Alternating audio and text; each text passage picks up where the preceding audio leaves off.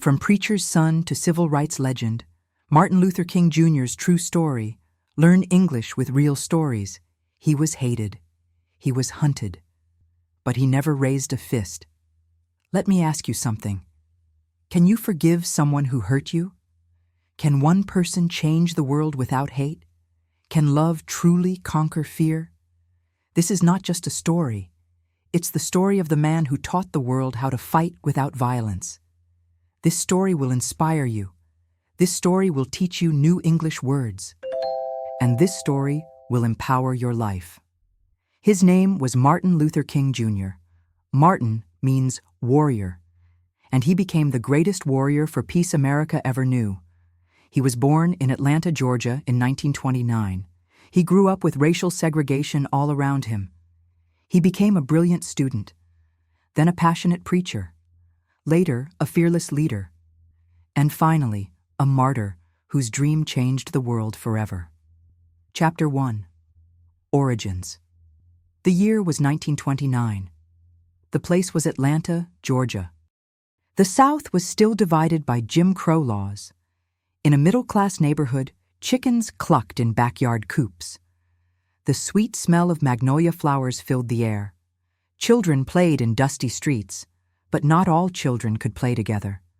Martin Luther King Jr. was born on January 15, 1929, but his birth name was Michael King Jr. His father was a Baptist preacher also named Michael King. His mother was a former schoolteacher named Alberta. They lived in a 2-story house on Auburn Avenue. Little Michael didn't know it yet, but his name would change. His destiny would change. His world would change. When Michael was 5 years old, his father traveled to Germany. There, he learned about Martin Luther, the great religious reformer who challenged the powerful Catholic Church 400 years earlier. Luther had stood up to injustice. He had fought corruption with courage. Inspired by this story, Michael King Sr. made a decision that would echo through history. He changed his own name to Martin Luther King Sr., and he changed his son's name to Martin Luther King Jr. The boy who was born Michael would grow up to be Martin, named after a man who dared to challenge the system. Young Martin was curious about everything. He asked questions constantly. Why do white children go to different schools? Why can't we sit anywhere on the bus? His grandmother lived with them. She told him stories about slavery, about freedom, about hope. Her wrinkled hands would stroke his hair as she whispered, "God has big plans for you, child." At age 6, something happened that changed him forever. His white friend's father said they couldn't play together anymore. The boy was starting school. Schools were segregated. Martin ran home crying. His mother sat him down. She explained segregation carefully, but she ended with powerful words. "You are as good as anyone else. Don't let anyone make you feel inferior." That night, young Martin made a promise. He would change this unfair world. But how? Chapter 2. First Struggles. Martin was brilliant in school. He skipped 2 grades. By age 13, he was already in high school. Books became his weapons against ignorance. But intelligence brought painful awareness. He saw whites-only signs everywhere. Water fountains, restaurants, bathrooms, even churches were segregated. Anger burned inside him like fire. Sometimes he fantasized about revenge, about fighting back with fists, about making white people feel the same pain. In 1944, at age 15, something happened that nearly broke his spirit. He and his teacher were returning from a speech contest. They had to give up their bus seats to white passengers. They stood for 90 miles. "I had never been so deeply angry in my life," he later remembered. That night, he stared at his reflection and wondered, "Am I strong enough to love my enemies?" College opened new worlds for him. At Morehouse College, he discovered Gandhi's teachings, nonviolent resistance, love conquering hate. But doubt gnawed at him like a hungry wolf. His father wanted him to become a preacher. But Martin wrestled with God in private. Could prayer stop segregation? Could love defeat laws? His faith felt as fragile as glass. Then he heard Dr. Benjamin Mays speak. Mays was the college president. He talked about Jesus as a revolutionary, about faith demanding action, about Christianity fighting injustice. That moment, Martin's inner storm calmed. His calling became clear as daylight. He would be a preacher, but not just any preacher.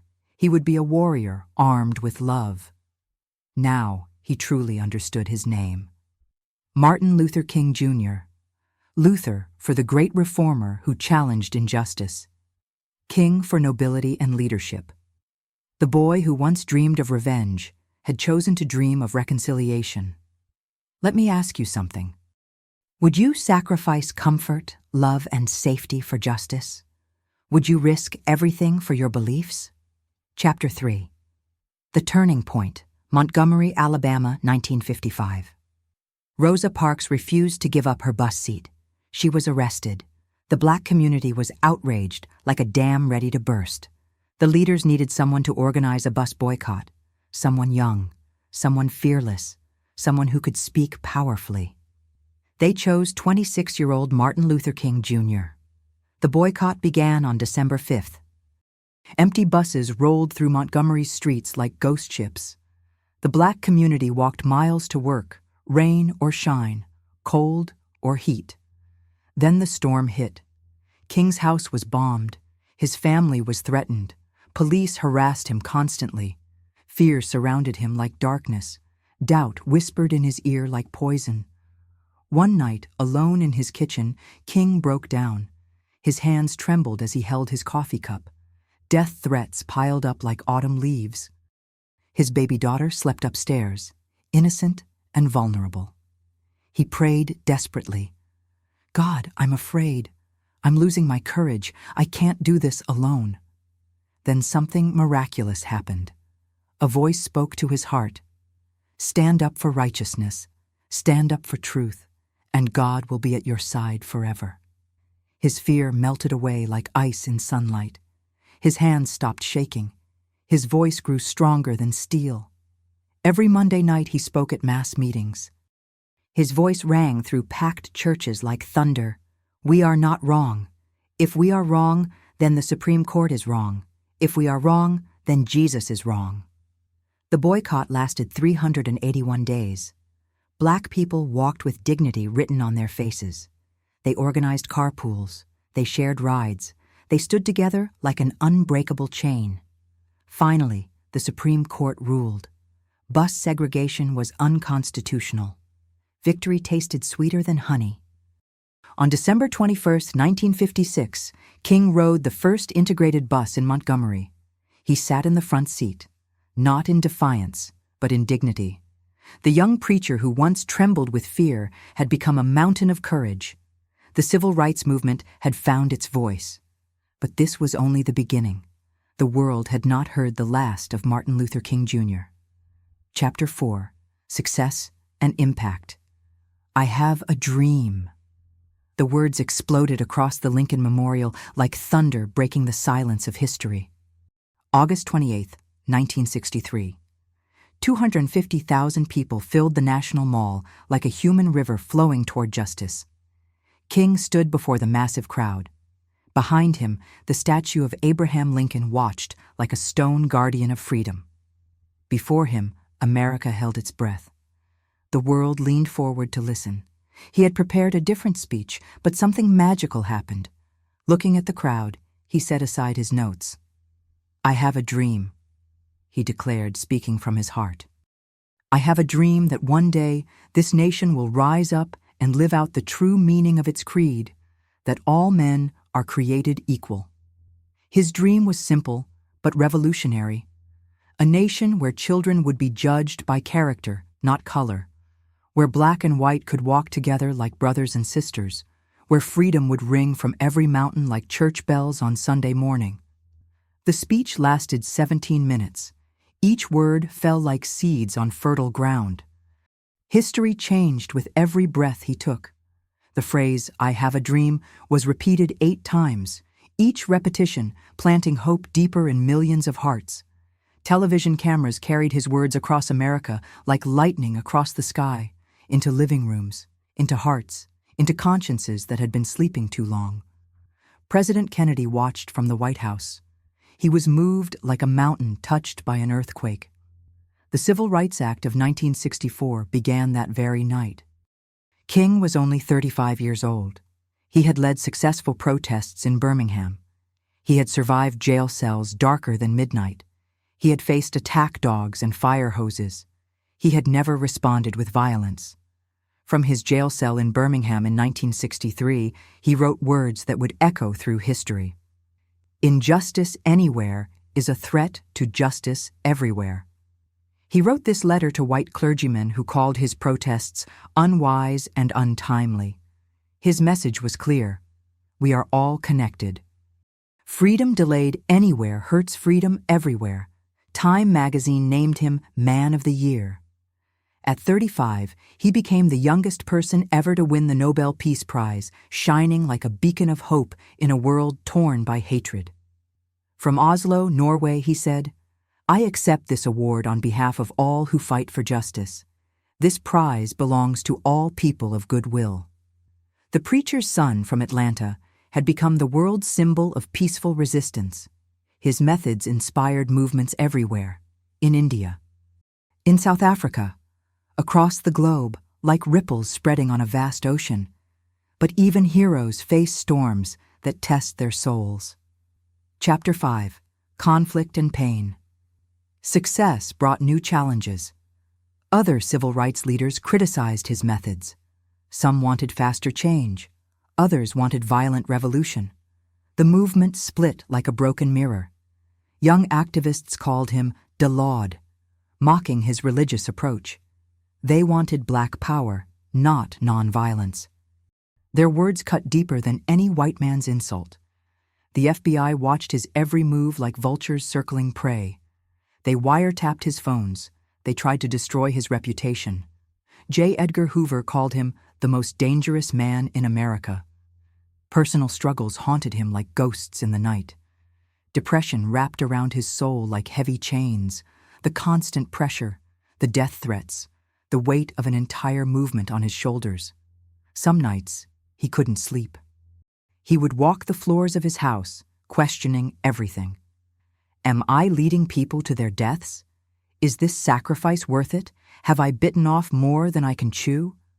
He worried about his children. Would they be safe? Could they live normal lives? The price of leadership felt heavier than mountains. In 1967, he spoke against the Vietnam War. Many supporters abandoned him like rats fleeing a sinking ship. Politicians attacked him. Even some civil rights leaders disagreed.